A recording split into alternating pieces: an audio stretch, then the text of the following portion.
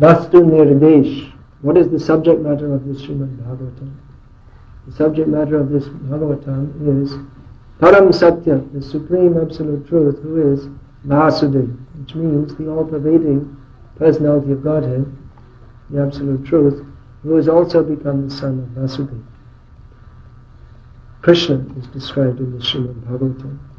So, who is that Param Satya? What is his nature? The source of everything, Janmadhyasya Yataha, the source of, here is mentioned, Utpati Sthiti Life, creation, maintenance and destruction. So he is the source of that. He is directly and indirectly conscious of everything. He puts even the demigods into illusion. This is, in this prayer by the demigods, these points, many of these points, which have been described in the very first verse of Bhagavatam, are also being described from their practical experience. They give the example, Vispurindhadibhya iva hiranyaretasaha, that the jiva is like the spark of the original fire. This is the Vaishnava philosophy, or when you say Vaishnava philosophy, it means actual philosophy, that is described in a very important verse of Vishnu Purana, which Chaitanya Mahaprabhu described in his discussion with Prakashananda Saraswati, the great Mayavadi, to describe what is the nature of the Absolute Truth. Ekadesha sthitasyagna jyotsna vistarini yatha. He's giving the example of the fire which spreads its heat and light everywhere.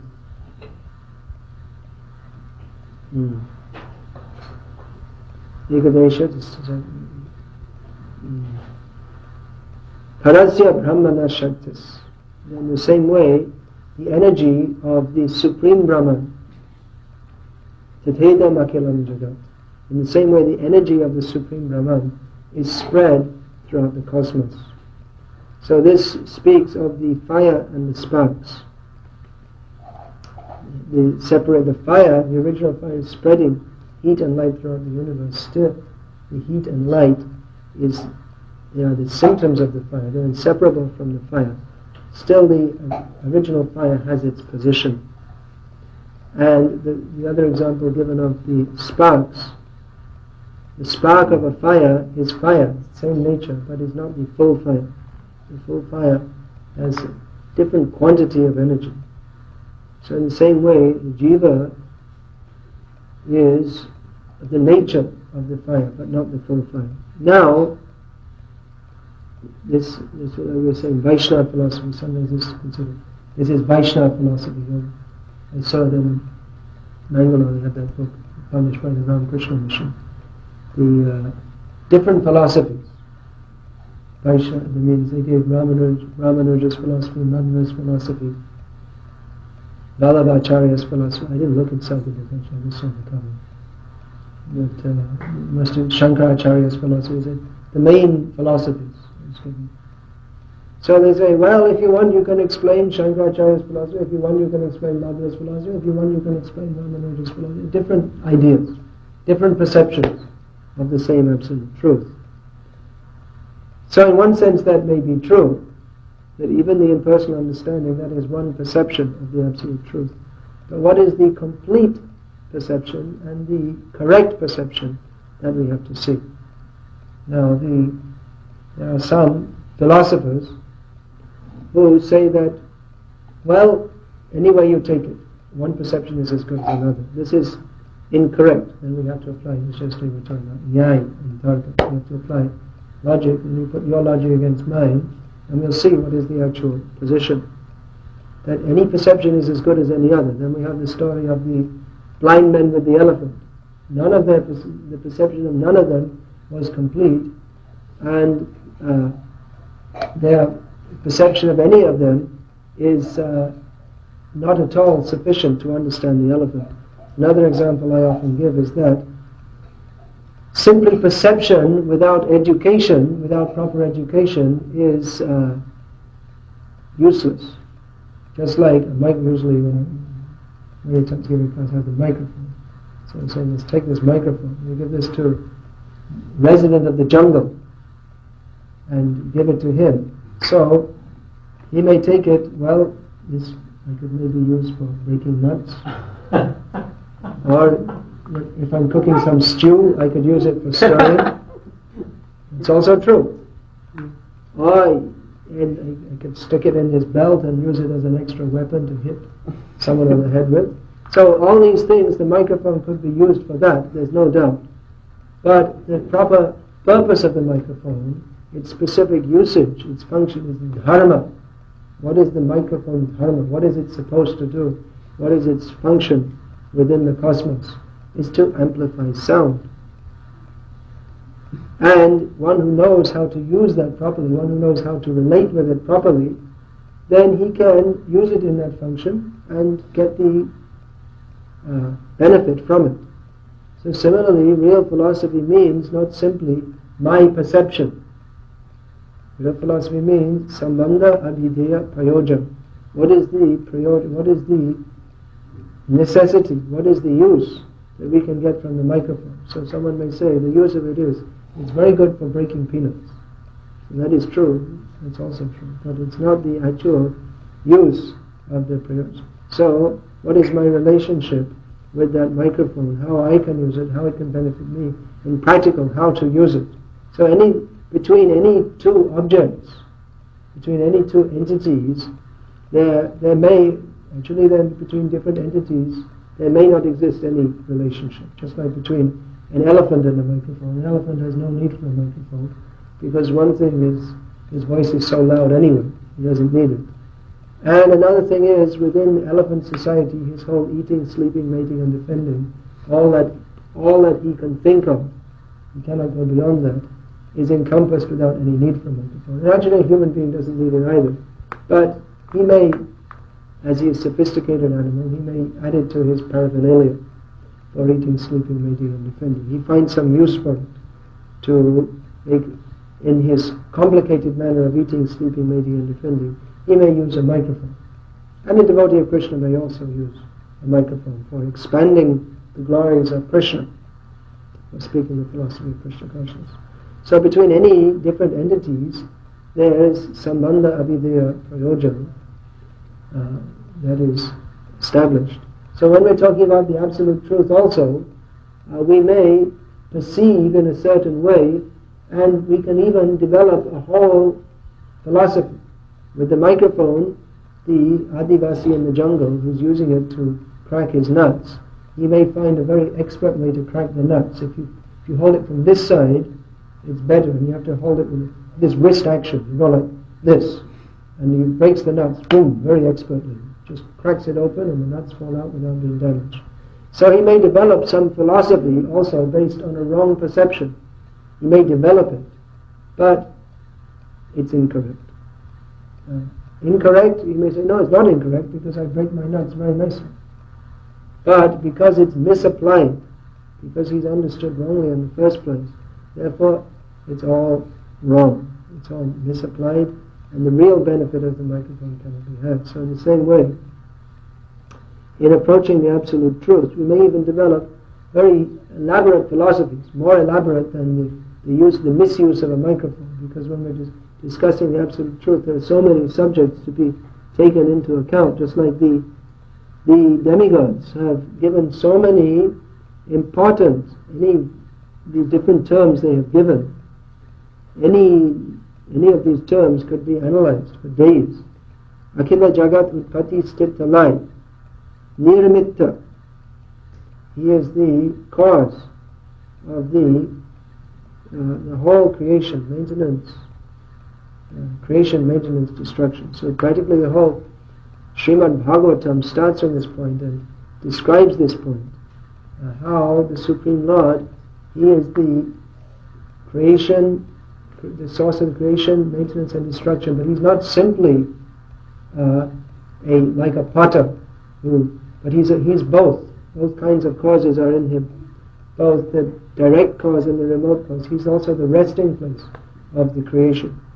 And even above that, that's not all just like some they praise. God is the creator. Yes, they say, oh, he's so great, he's created everything. But God's main function is not simply to create the universe. That's, if you say, oh, the government is such a wonderful government because they make such nice prisons, they maintain them very nicely.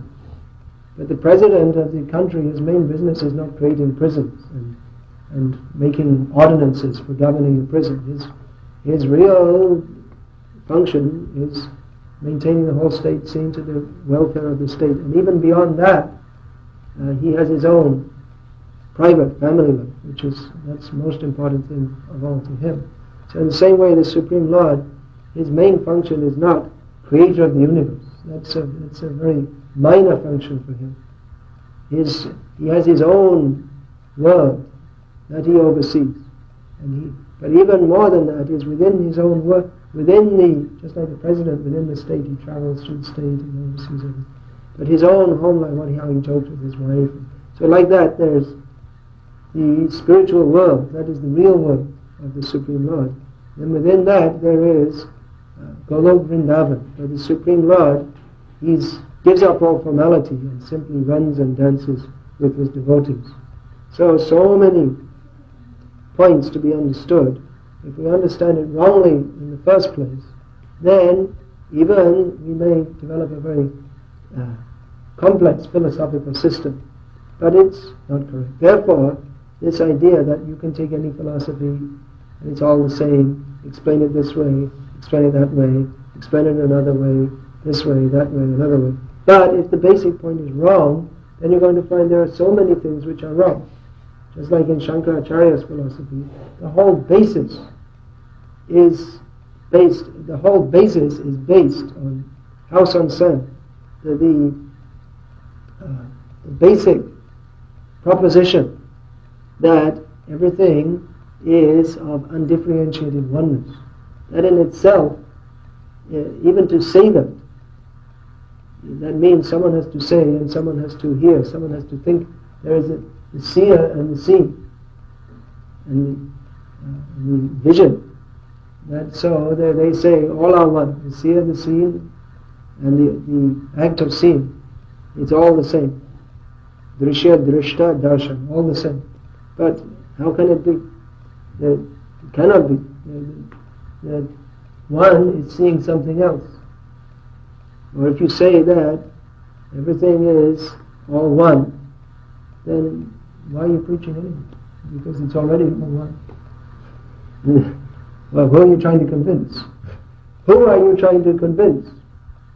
If I am the detailed soul, I am me and you are we and we are all together. If that's actually the fact, then they'll say, then withdraw from the world, there's no need to endeavor for anything. Then why preach anything to anybody either? Why preach? What's the object of preaching?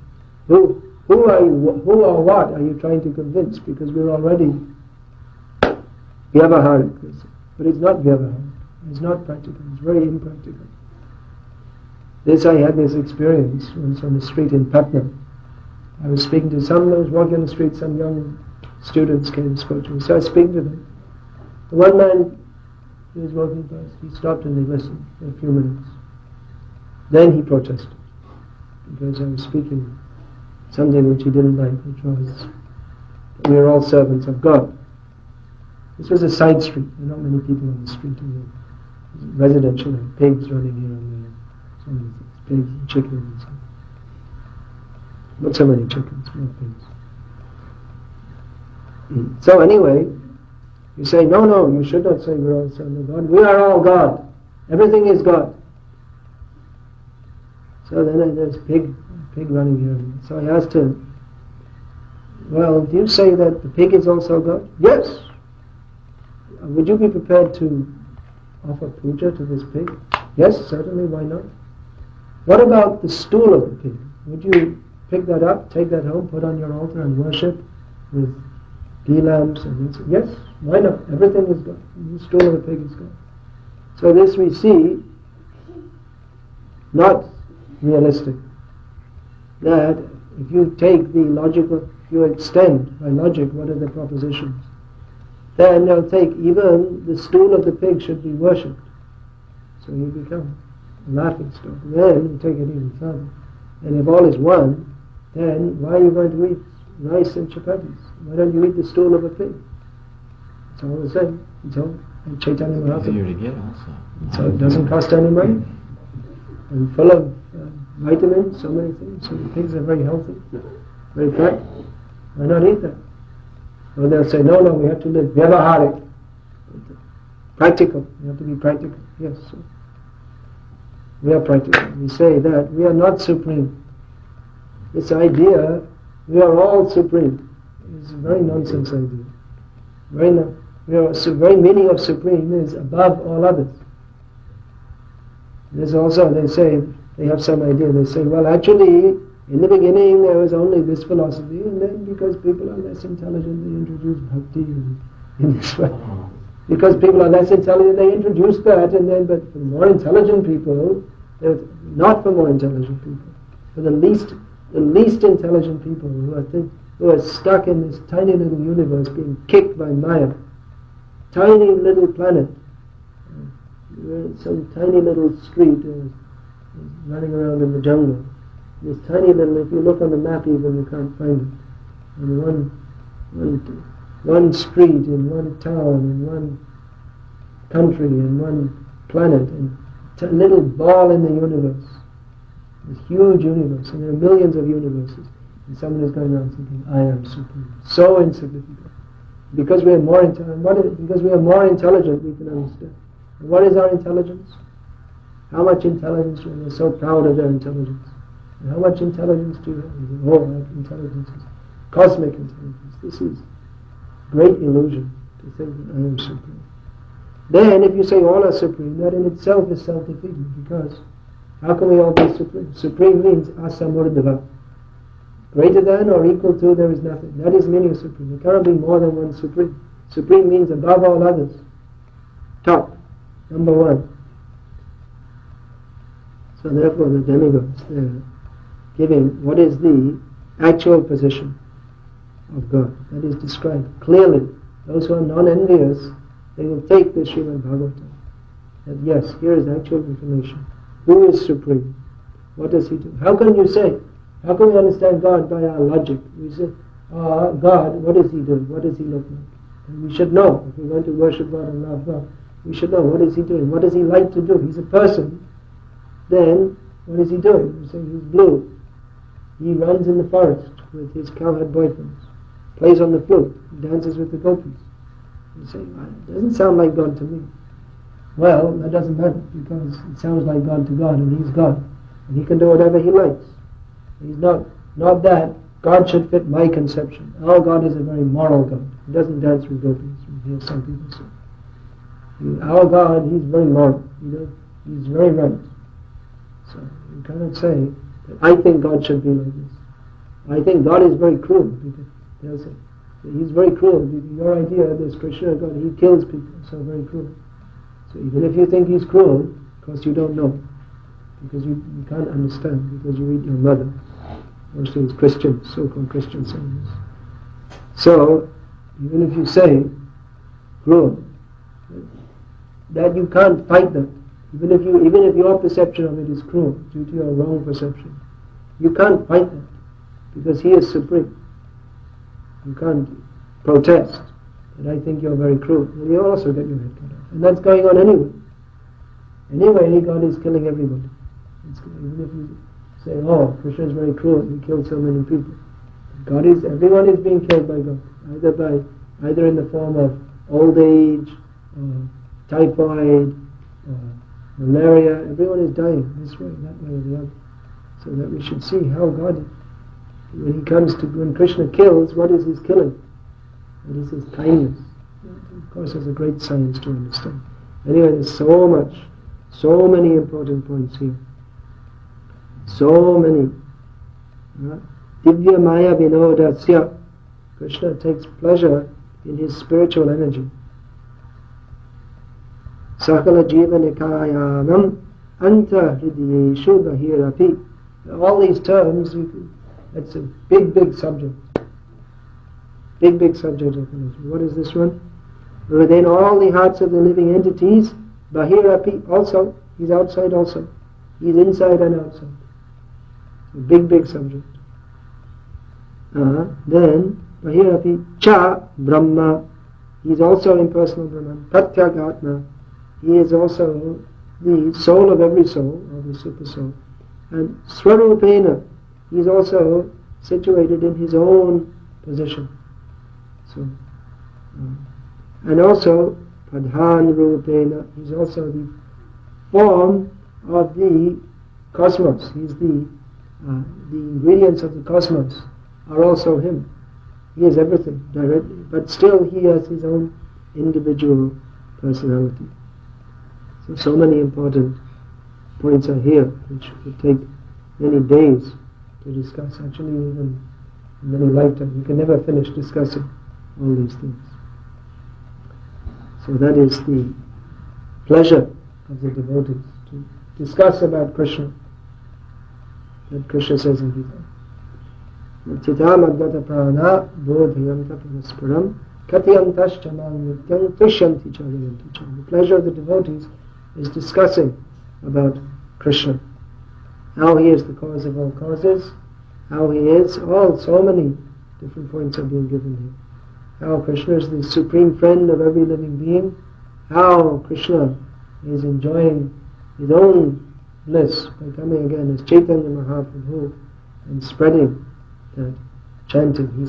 He takes great pleasure in personally chanting his own names, and takes great pleasure in seeing others taking pleasure in chanting his names.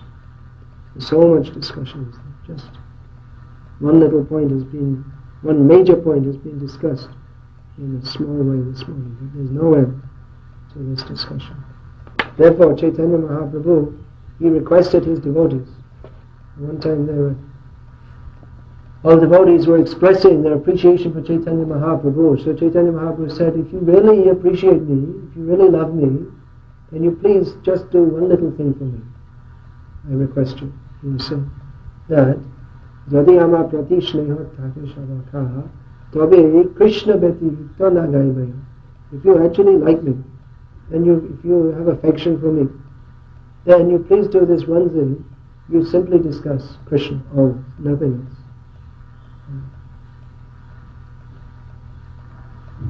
Ki shayane, ki bhojane, ki bajagarane, ahar nisha, Krishna chinta bhavahadane. In any position, eating, sleeping, awake, asleep, day, night, always think of Krishna and chant his holy names. This is Chaitanya Mahaprabhu's advice, which he showed personally how to do and how to follow in his footsteps. Hare Krishna. Any more? Comment? Elucidation? Elaboration?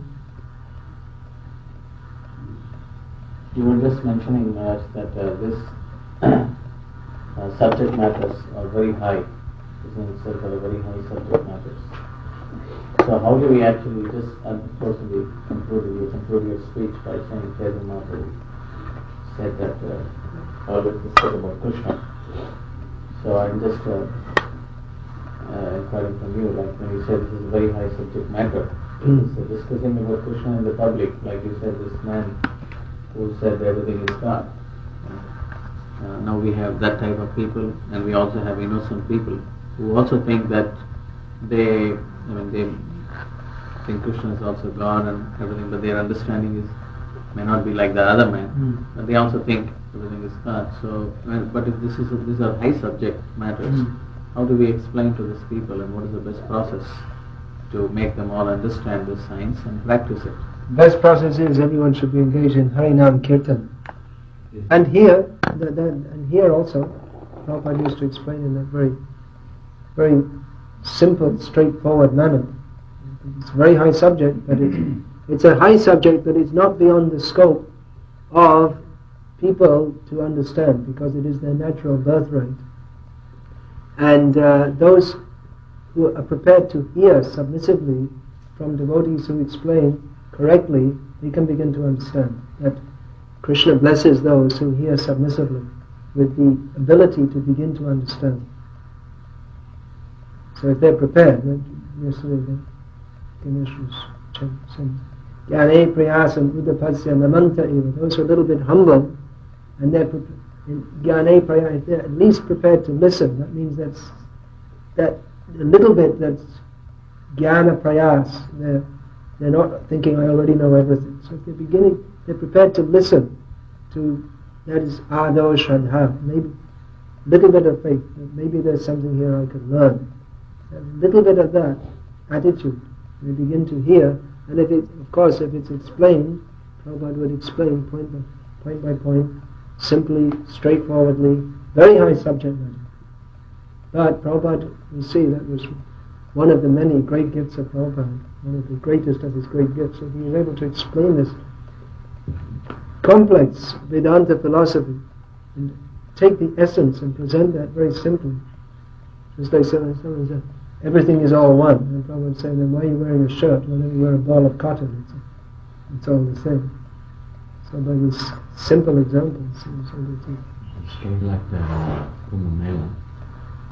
Mayavadi was a man who was claiming that everything is one. So Srila Prabhupada said, therefore that wool chadda, it was very cold, had a heavy wool chadda. He said, therefore one thread from that chadda is the same as the whole chadda? He said, oh yes. Therefore give me one thread. The man gave him one thread, and Prabhupada handed that to him, and he said, now you give me the chadda. If it is all one, then it is the same thing. You have one thread or you have one chadda. Same thing. He said, oh yes, of course, yes. The man walked away without his chadda. Exposing his foolishness. In the middle of the night, he came very humbly to Srila Prabhupada and said, can you please give me my chadda? I'm very cold. Not vyavaharic, not practical. That's something we can do. People say it's all one. So, then the money in your pocket, if it's in my pocket, it's all the same. So then kindly give it. Show your philosophy. Not vyavaharic. Avyavaharic. Then it's my leela to have it in my pocket and take the money to spend it on cigarettes. I was asking this because in the beginning when I was preaching in Bangalore, I was telling to Srila Prabhupada about my experience of preaching to these college students. So I was inquiring, because that was the beginning in those days, even the BI had not started. Times have changed. Yeah, so I was asking Srila Prabhupada that whether should I just focus on the preaching to the students. I said that there seems to be a big scope, especially because this I was telling about my experience in Tamil Nadu, Madras. And there's a college called Royala College, Pachayappa College. I had done some program there.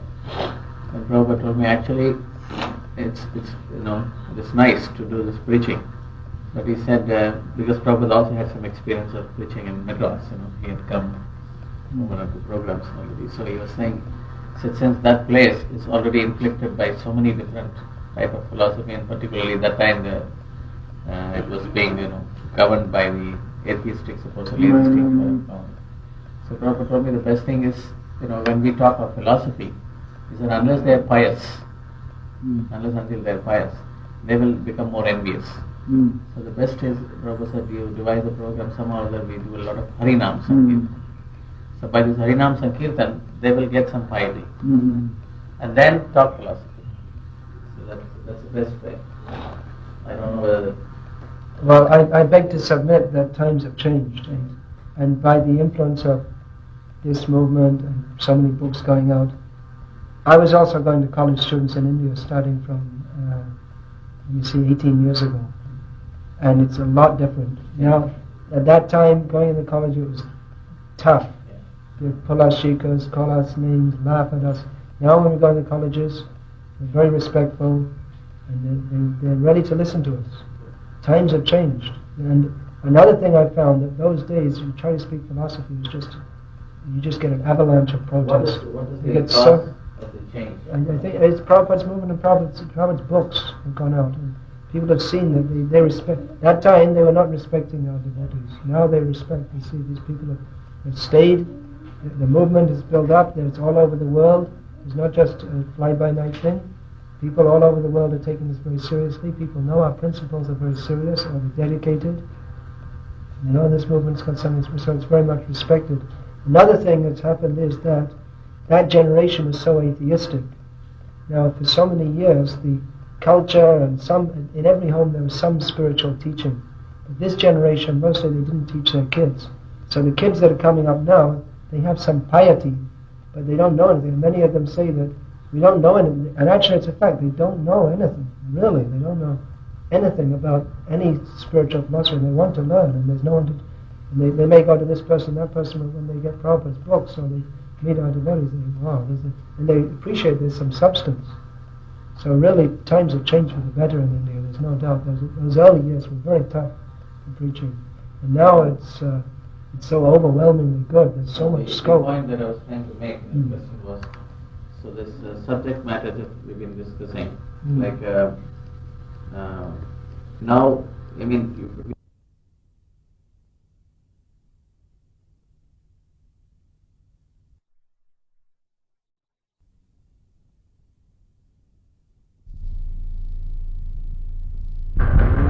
Speech given by His Holiness Bhakti-Vikas Swami, recorded on 10th November 1995 in ISKCON farm near Udupi. One realization that we've all been having, I'm sure, I know most devotees in our age group are all having, is that life is short, you don't have much time. It's not going to be prepared to meet thy Creator, as we find on different Christian slogans. Actually, statements from the Bible we find in South India especially. They put up, prepare to meet thy Creator. So that also tied in with something we were singing, Jaya Dvija Padmi Jaya Nagakamnegan Bhakti Teja Hara Pailo Govinda Charan. I was just reading this about the Dvija Patnis, the wives of the Yogi Brahmanas. There's a very nice description how they were involved in their family affairs, bringing up their husbands and children and doing these rituals, but they're always thinking of Krishna. But they're on a different part of Vrindavan. Krishna didn't come there much. He didn't go that side, so they never saw him. But they're always thinking about it. Then, there's so many nice instructions in that story that Krishna Balaram, I always think of this, was Krishna Balaram said, and he came back and said, well, the Brahmins didn't give us anything. So Krishna said, don't worry, that begging's like that. You can't expect to be successful everywhere. It's like that. Krishna also has experience as a beggar. He knows everything. He's in the heart of everyone. So he knows everything about everything. But even, he's a beggar also. Brahman Dev Leela, he comes, begs. Everything he's done. He's been everywhere, done everything. That's Krishna. He's an experience in everything. So the yogi Brahmana's wives, when they heard, they were only too happy. They cooked all these things. They're pure devotees. So always thinking of Krishna when they're cooking. Actually, we're cooking all these things for offering and sacrifice. And the Lord of sacrifice is Lord Vishnu, but he's just a little distance away, he's there, but we never got a chance to see him. Then the boys came and said, do you think you have any food? We're very hungry, we've been out here. And we didn't have anything to eat all morning because that morning, who was it already? He killed one demon in the morning. Who was that? That was anyway, they missed their breakfast. They're very busy killing some demon. So then they're so happy, and then they put everything ready, and then they went, and they're going out, and they think, now we're going to see. And then they saw him in his description. Krishna was just standing there, looking more attractive than millions of cupids with a flower and so on his ear, as described. He was putting on some flower garland, and just standing there with garlands on his shoulder. And it was just what they'd always been thinking of. All these years, they'd had to do all these things and all these rituals and always, and then they saw him. Last they saw him. So that I was thinking, we don't have much time. Whatever we have to do, we have to do soon. We don't know, we can only, man proposes, God disposes. So We have to try to do something to serve Krishna in this very important time in history, spreading of the Sankirtan movement time, do whatever we can. But that simultaneously that we're doing, and we're also thinking that when will we meet with Krishna, and that is our sincere hope and desire, that Tyaktva deham punarjanma naiti mameti sojam yadgadvana nivatam peti dhamapayam. That after so many anadi karma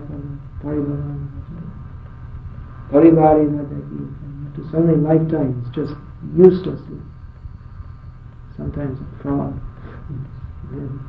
it rings, just the other night rings, and immediately you hear a frog, wah, that was me. What a waste of time, being a frog, or a snake, or a fly, or a John F. Kennedy, or a Mahatma Gandhi. What a waste of time. And now the chance to go back home, back to Godhead, be with Krishna. Prabhupada writes in the songbook, in one of these purports, that the goal of this Krishna conscious movement is to go back to Krishna and join him in his pleasure dance.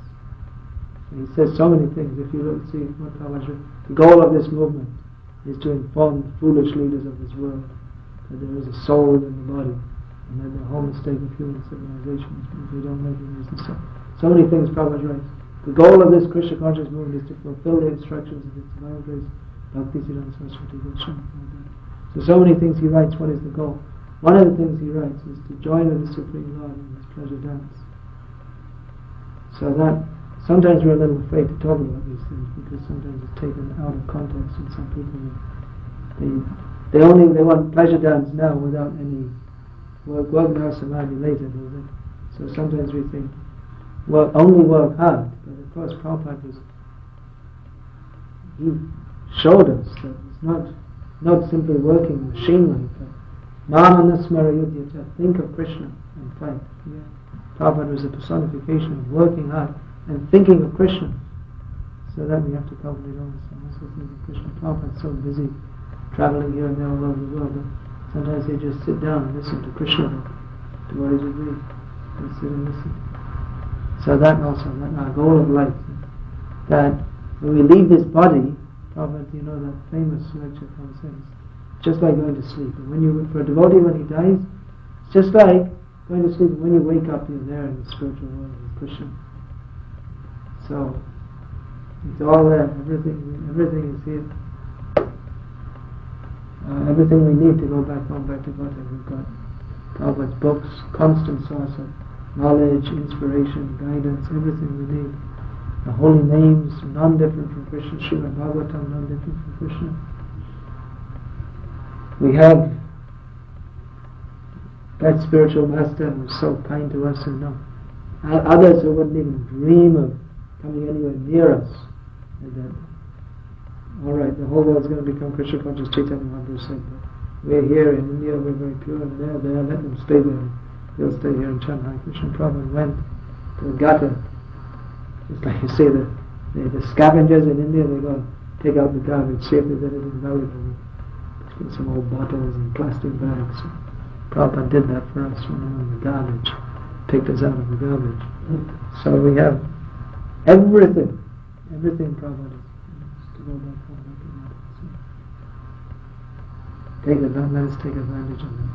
That's my thought for the hour. You say something, Ganesh Prabhu?